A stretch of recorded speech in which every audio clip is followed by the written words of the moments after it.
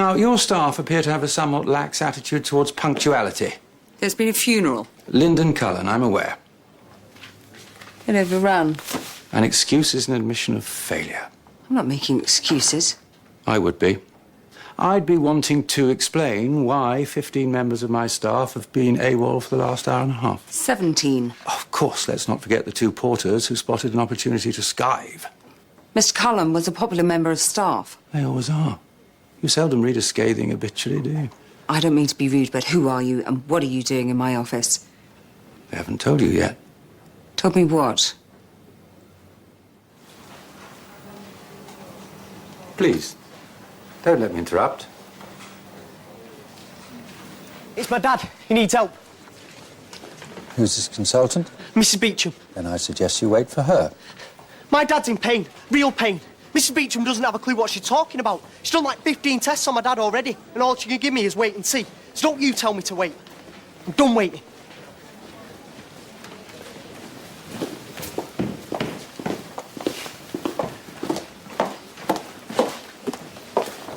Where are you taking my patient? Keller, What? he needs an ultrasound. You can have an ultrasound here. There seems little point in taking up one of your expensive CT beds when his problem's clearly GS-related. Well, I disagree. The pain's in his chest and the echo shows dilated aorta. Yes, but he has severe abdominal pain. So what's your diagnosis? Well, he doesn't have established ischemic heart disease. So your diagnosis would be... Well, I'm still working on his blood pressure. Your diagnosis, Mrs. Beecham? And the patient was admitted almost 36 hours ago. No diagnosis yet. A change of tack, surely? Here at Holby, we don't go around stealing the other consultants' patients. It's just not done. But we're joint directors of surgery, aren't we? Yes, but... So Mr. Brenton would be our patient, surely? Absolutely.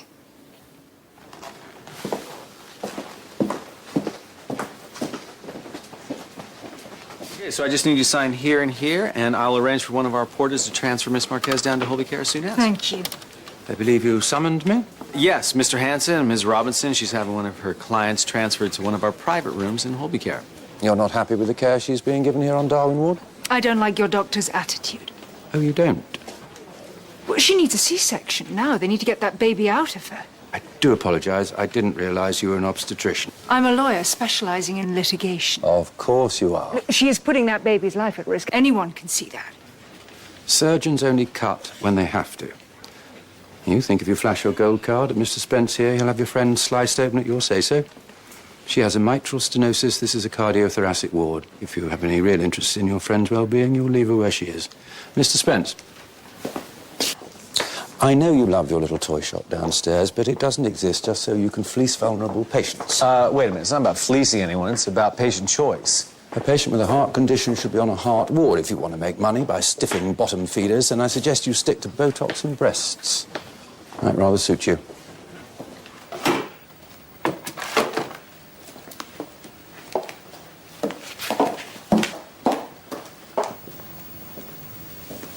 She said I could sit here.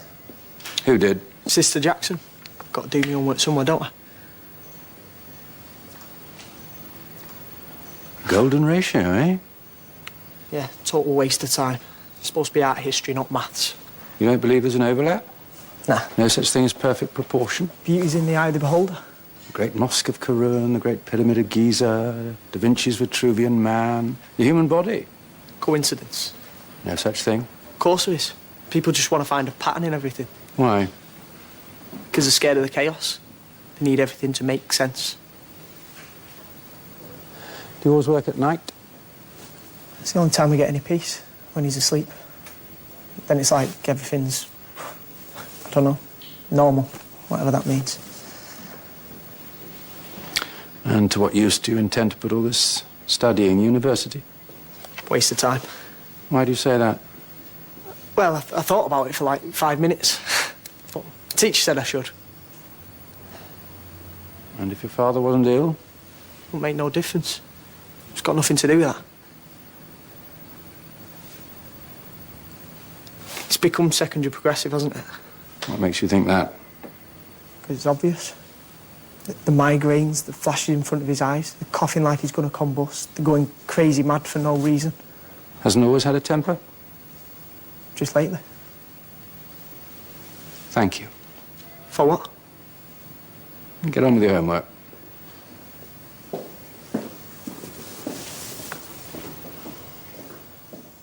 Sorry? Catecholamines. I've explained it all to Mr. Brenton. It's blindingly obvious, really, when you think about it.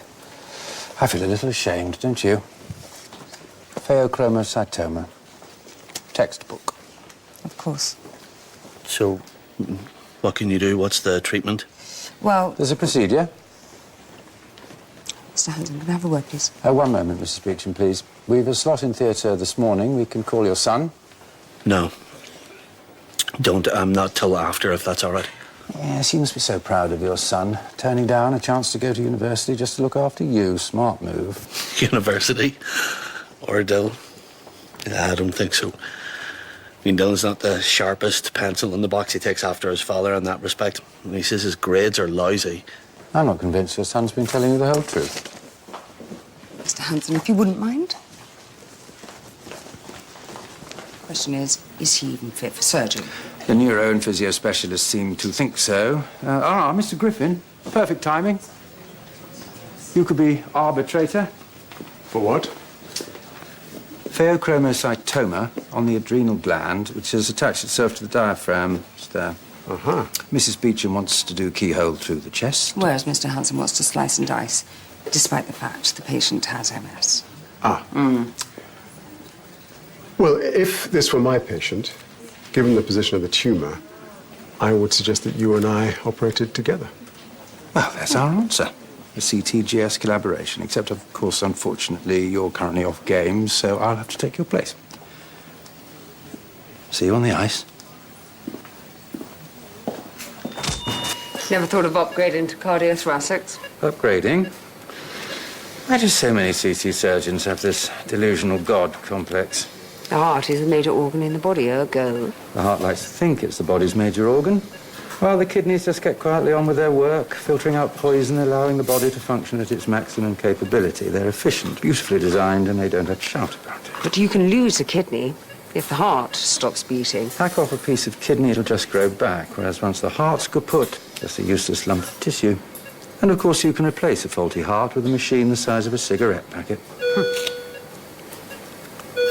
A bolus of phenoxybenzamine, please. We need to keep moving. Scissors. BP's plummeting. Might have been an idea to decrease the sodium nitroprusside. Let's have a litre of jello. If we'd have gone with keyhole procedure. Which we didn't, and start the dopamine, so I fail to see the usefulness of that comment. All right. Cortex patch 3-oproline. There we are. If we lose this patient, I'm holding you fully responsible. If we don't, presumably you'll take all of the credit. BP's climbing again. Right, once this is in, let's get ready to close up. Scalpel. Status regarding that child, but you already know that. You have no idea what you're talking about. You can throw all the money at it in the world. Nothing you do is going to make that child yours. I think it's time for your break, Mr. Byrne.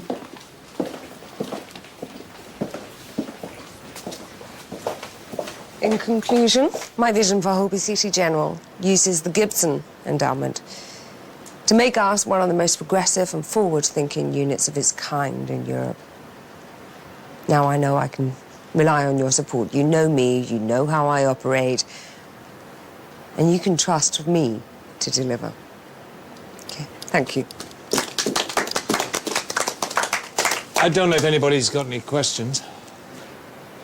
Actually, I'd like to ask something, if I may. Oh, Mr. Hanssen.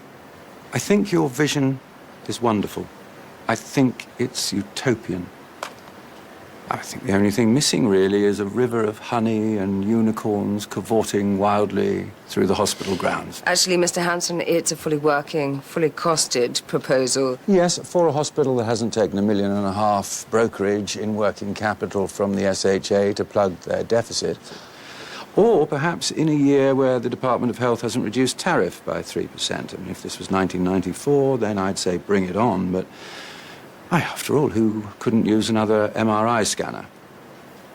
Actually, I'll tell you who. Us. This hospital already owns 2 fully functioning MRIs, the last of which was only delivered in November last year. But that's not the point, is it? The point is that this vision of yours isn't really a vision for Holby at all. It's a vision for Darwin Ward, for Connie Beecham. It's a work of utter solipsism, not to mention naivety. I'm sorry, but perhaps we should have collaborated on this, and then we wouldn't have wasted everyone's time. You're listening to me? I'm telling you, I can't see. I can't see anything. Excuse me, please. Oh, Mr. Hanssen. You are... Dr. Valentine. I can't see. I can't see. What is wrong with the patient, Dr. Valentine? I don't know. Why can't I see? Nurse, yes you do. Can't see. I assume there's a vending machine down here, is there? 2 chocolate bars, nothing with nuts, and I want the change, please. How long has she been here? Why aren't you listening to me? I'm telling you, I can't see. Do you mind? That's a ghastly noise. Oh, 7, maybe 8 minutes ago. Before her fit, she was slurring, aggressive, confused. You assume she was drunk? I can't see anything. Yes, no, I'm sorry. TP. What? Her blindness, Todd's paralysis, which makes her seizure, therefore... Tonic-clonic. Wasn't so hard, was it? Hypoglycemia, her blood sugar levels through the floor. Oh, but yesterday I sent her home. I'm sorry. I just thought that she was a junkie or a drunk or something. I didn't... Everyone's done it. Well, actually, I haven't, but I'm sure everyone else has. What's her name? Rose. Sit up, Rose. Sit up. Time for brekkie. Thank you. Now, eat this. Eat it. We don't want you slipping into a coma and Dr. Valentine here having an existential crisis. Take that. Normal eyesight will be resumed shortly. Can I see Mr. Cullen? Well, Mr. Cullen's dead, so there's not a lot of point in asking for him. Yeah. Who is in charge down here?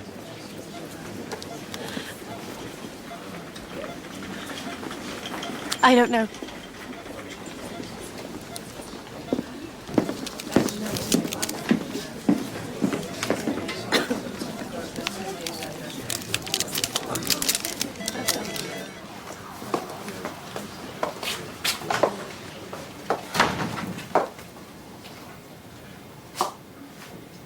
Is this going to be a bloodbath? Define your terms. Percentage of staff. 5. Possibly more. Names? Not yet. And how do you propose avoiding a mutiny? Day 1 of surgical training. If you want to avoid scarring, you have to wield your scalpel cleanly, boldly, without hesitation. I hope to God you know what you're doing. I don't believe a hospital is defined by its leadership. A hospital is only as good as its weakest link. Our job is to seek out the weakest links and fix them.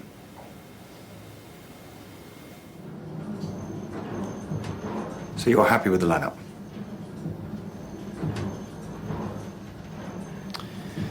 Mr. Griffin's incapacitated, Mr. Spence seems to be entirely venal, and Mr. Burns clearly in the middle of some sort of psychotic episode. Hardly a dream team, is it? And Mrs. Beecham? We'll see. We'll no doubt have met our new joint director of surgery by now, but for those of you that haven't, Connie and I are delighted to welcome Mr. Henrik Hanssen to Holby City.